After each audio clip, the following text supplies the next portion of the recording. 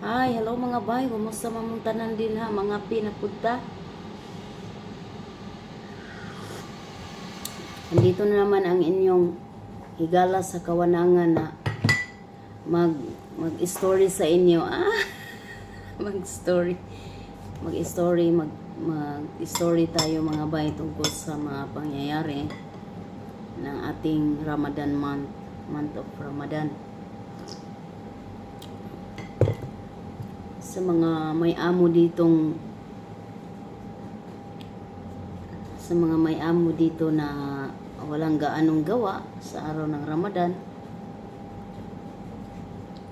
pero may maraming regalo, congratulations. Sa mga may amo naman na sobrang daming gawa, pero hindi sapat ang regalo, congratulations pa rin, at least meron. Sa mga amo naman na may mga amo naman na sobrang daming trabaho pero wala talaga bukya, congrats pa rin. Kasi natapos natin ang isang buwan na paghihirap, sobrang pagod at hirap. Napakahaba ng serbisyo nating ibinigay at ginawa pa rin natin palagi ang ating best para sa kanila. Mga efforts natin, congratulations. Kasi andyan pa rin naman ang sahod. Kompleto, walang bawas. Walang labis, walang kulang. Congrats mga bay. Kumusta man inyong Ramadan? Mga kababayan ako, Idris Middle East.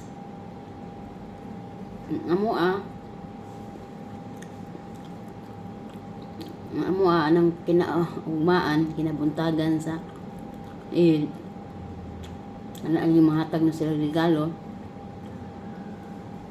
Adlaw pa panghatag piti bisya sa namo kay daghan kay may mga preparasyon. Dami namin preparasyon ng araw na yan. Ang daming kaartihan din sa almusal nila. Tapos ayun na.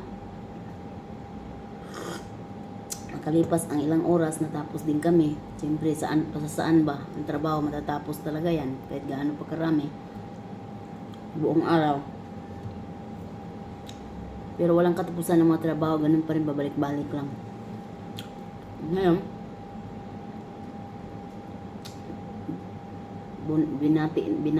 nagbati na kami. Karon nagkuan namin, nag-greet namin dito kang inahan. Bisaya lang tayo. Bahalag mga Tagalog diyan. Hindi mo kasabot. Kaya mas lami man istorya Bisaya. Karon gitawag namin ni inahan, gitawag mi na kay pailiso na lagi mi.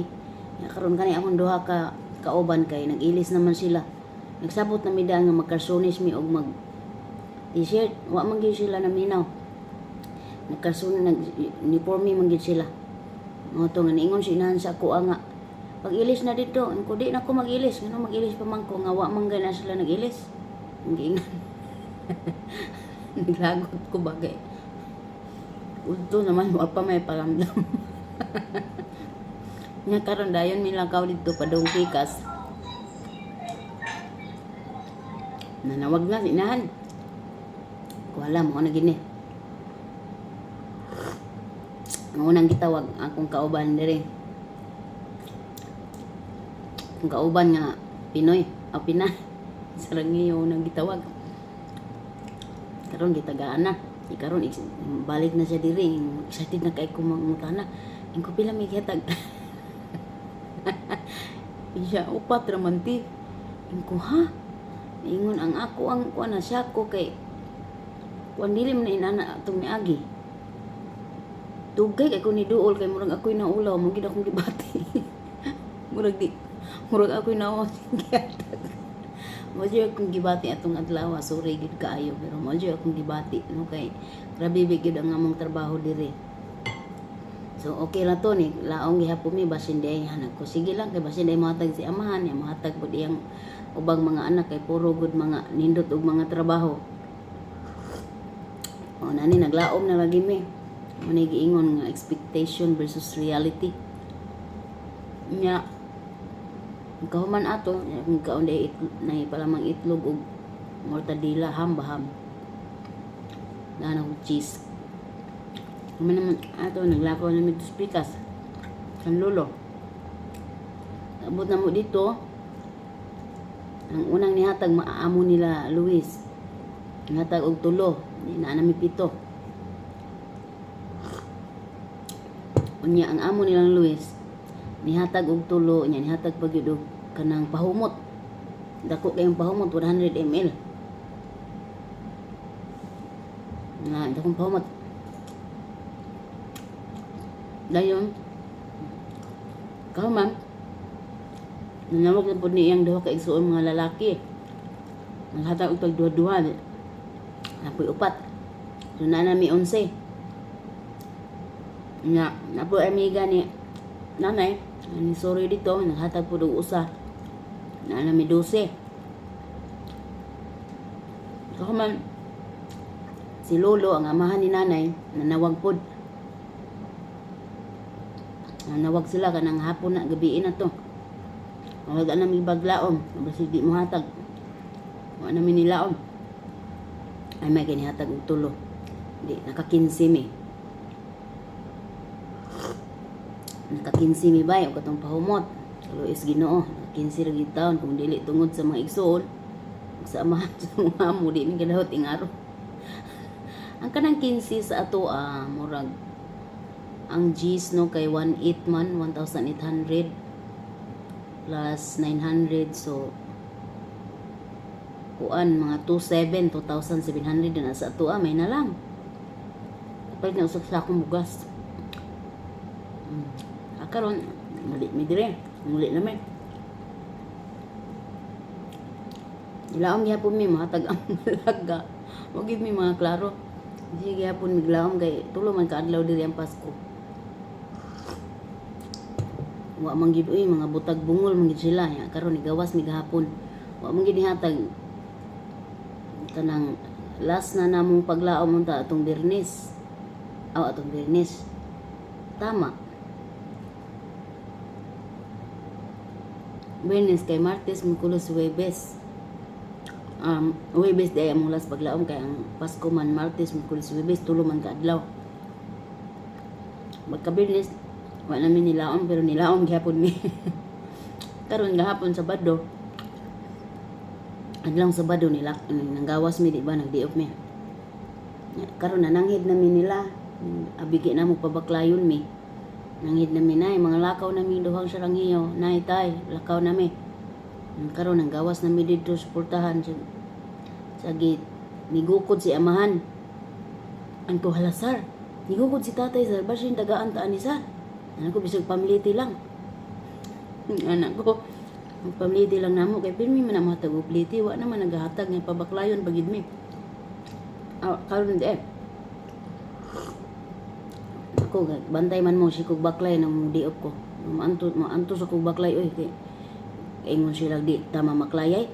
Murag silot nila baron di ko magawas. Bahala pud mo oroy ganahan mo ko magbaklay. Pero sa kuan ba naman untay sila duha ka taga Maniho. Sayo niya mga trabaho. Di karon di ba gigukod na mi. Paggukod mitawag niya ang taga Maniho. Pahatod mi. Ko abintaha. Ay piti inita bi gapon. Nya udto na bi mi nila ka oras 12 na. Ko bintaha. Kay kuan kanang hatod daw mi. Nya first time na mo nakikistorya ni aning taga Maniho nila kayo di magid ni na paduolon. Nangutana ko nga, "Hoy dong, ganahan ba ka ng mga pagkaon among gipanghatag di nimo?" Uy, ang buang niingon siya nga, "Di ko ganahan atong naitibuok manok nga murag prito na gilitson." Uy, kaarti ba pud nimo? Nga mo man ingon sa amo akong giingnan. Ngayang ganahan katudong marag nga manok. Inkoon niya, unsa may mahimo nako nga mao may ingon sa amo nga mao akong lutoon para ninyo. Ina nang atong amo nga pag kuan mo og lutuan haron magluto na lang mag inyo kay kung giingnan ang taga Maniho uwi mo mga bukat dagko na yung mabulog kitawan. Di siya nga wa man gyud lugar og asa may magluto kay gamay ba kini ilang kwarto.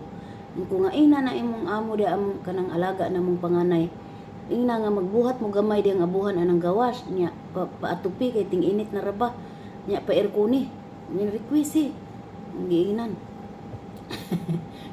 Kuha na suggest na ko ba. Hindi na siya ginahan sa among mga luto diri. Kung Pilipino man yung kusinera, sa man mahimo nato nya mo ingon sa Agalon kaya ang Agalon ganahan naman og Pilipino nga style. Oh. May mahimo na to ana, mingon po siya lagi unsa may mahimo namo. Amo na lang gilabay magluto ng itlog. Buang anong inyong ilabay ng manok? Ibalik diri kaya kami wa mi sudan. Iguro mi naghuwat anang mga sobra sa nilang amo kamo gani ayahay gani mo kay fresh na inyong kuan akong giingnan. Ngani inyong mangilabay. Di karon mao na tubay wa na gid mining laom no. Nga kanang naapay madugang. Di gabi pag uli na mo kayo may kakaunog tarong dito sa paggawas na mo pindihan ng tao gahapon sa Bado di ang nahitabo nagpalit ra mi ni silang iyo pansit ug kaning halo-halo gidana mo dito sa radio station nagkaon mi dito gawas samtang nagpaabot mi sa DJ Rich nya karon pagkagabi diri paabot na mo pagkagabi gigutom gid ko ba nag-crave ko lami nga kaunon magawag gid mi nakakaon tus gas lagi tarong diniyong ko ni silang iyo nga sir, mag-order tag kuan sir kanang KFC o ka McDonald. Mga unta ba? Ang giingnan. Mga unta ba kay may na lang uy kausara bisa sa kabuan. Di karon ako sige mi katawa ni Sarah kay ina si kuan si Mario ang akong alaga og kani si amahan ingna kay basin kanang silay mo bayad ni anak ko. Ani anak Sarah gisip ko katawa. Kudaay na kita maglaom lagi. Di na ta maglaom di na lagi na matag pero nila akong utok maayo unta no kung kanon sila mo bayad di ang nahitabo na di ingko asa ka kumuingon ani sa ako bang alaga busy man siya kay nag-study siya ba kuan siya nagtuon siya ba bisag nana ni sila mga trabaho tun-an gyapon na nila ilang trabaho ko ari na lang ni tatay kinagayang-hayang aning sala ingko tay pwede ba nimo orderan og kuan KFC kay lami kay kaon tay gutom gid mi yan siya di ka kaybaw in kuha mangukuha ng nga apps gud di ko kaybaw mo order sa online in kuha na pero ang akong utok nang nangamuyo nga unta siya mo bayad ba yan namin librehon hago Ginoo ko ingon man na nga oh mauna ni tanan ang bayro nun ko ay isa patay ha kay magkuha kog bayad ginahinay pa kog likang kay naginahinay kog likang kay basig moingon siya nga ayaw na lang ninyo bayri ako ana lang na libre hala kay wa man gyud niingon bali gini ako ngotok di karon gihatag na nako sa iya ang bayad nga na kuan pud to kanang libo kapin ang among nabayad kung sa kwarta pa sa Pilipinas di karon ni dagan ako diri ako nagiingan si Saranghiyo pretty na mo pangatawa ko tanawa sir mao na pag-undang na laglaom kay di nawa na gid last na gitong paglaom gahapon na wa gid mi libriha ay mura to in taon na nga to ang story karong adlaw mga bay kami ginagbayad sa magikaon kay naglaom pa mi nga basin librehon mi muni nga di na lang lagi maglaom di man ni sila ingani sa hindi man ingani sila sa una mingon mi nga mangaon mi nana mingon man sila nga kami ray bayad karong lahi naman kaayo muna nga ang bahala mo diha sige naglahi nagtinihik niya mauro to kung story ron bay daghang salamat sa pagpaminaw sa mga Tagalog sorry talaga magtanong na lang kayo sa nanay niyo kang indak bye bye thank you for watching.